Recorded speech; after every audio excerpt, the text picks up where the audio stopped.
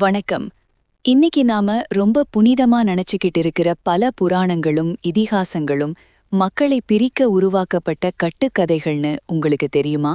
அதிர்ச்சியா இருக்கா? பல ஆயிரம் வருஷங்களுக்கு முன்னாடியே சாதி மத பிரிவினைகளை மாமுனிவர் அகத்தியர் எவ்வளவு கடுமையா தோலுரித்து காட்டியிருக்காருன்னு தெரிஞ்சா நீங்க இன்னும் பிரமிச்சு போவீங்க. வாங்க அத பத்தி விரிவா பார்க்கலாம். சித்தர்கள் எப்பவுமே போலி சாமியார்களையும் மூட நம்பிக்கைகளையும் கடுமையாய் எதிர்த்தவங்க.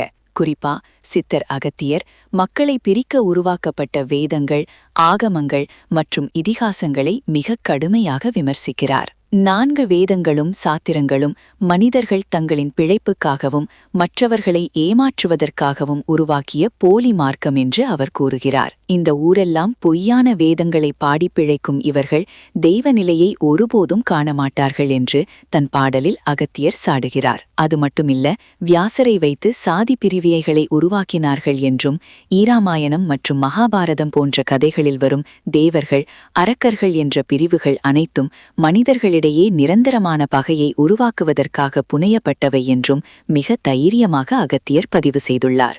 மக்களை பிரித்தாளும் சூழ்ச்சிதான் இந்த புராணங்கள் என்று கூறும் அகத்தியர், தேடுகின்ற புராணமெல்லாம் பொய்யே, ஆடுகின்ற தீர்த்தமெல்லாம் அசுத்தம் என்று கூறுகிறார். அதாவது மனதிற்குள் சாதி மதம் என்ற அழுக்கை வைத்துக்கொண்டு புண்ணிய நதிகளில் நீராடினால் எந்த பாவமும் போகாது என்கிறார். ஆன்மீகம் என்பது மதங்களில் இல்லை.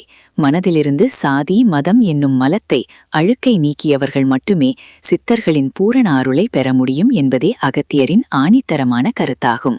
உடலையே கோயிலாக்கி அறத்தோடு வாழ்வதுதான் உண்மையான ஆன்மீகம். சாதி மத பிரிவினைகளை கடந்து மனிதநேயத்தை வளர்க்க சொன்ன அகத்தியரின் இந்த மெய்ஞான புரட்சி எத்தனை பேருக்கு தெரியும்? நமது சித்தர்களின் இதுபோன்ற மறைக்கப்பட்ட பல அரிய ரகசியங்களையும் வாழ்வியல் உண்மைகளையும் நீங்கள் தொடர்ந்து தெரிந்து கொள்ள உடனே நம்ம சேனலை சப்ஸ்கிரைப் பண்ணுங்க. மறக்காம பெல் ஐகானை கிளிக் பண்ணுங்க. இந்த வீடியோ உங்களுக்கு பிடிச்சிருந்தா லைக் பண்ணிட்டு உண்மையான ஆன்மீகத்தை வளர்க்க உங்க நண்பர்கள் மற்றும் உறவினர்களுக்கும் ஷேர் பண்ணுங்க. சித்தர்களின் ஆசி உங்கள் அனைவருக்கும் கிடைக்கட்டும். நன்றி, வணக்கம்.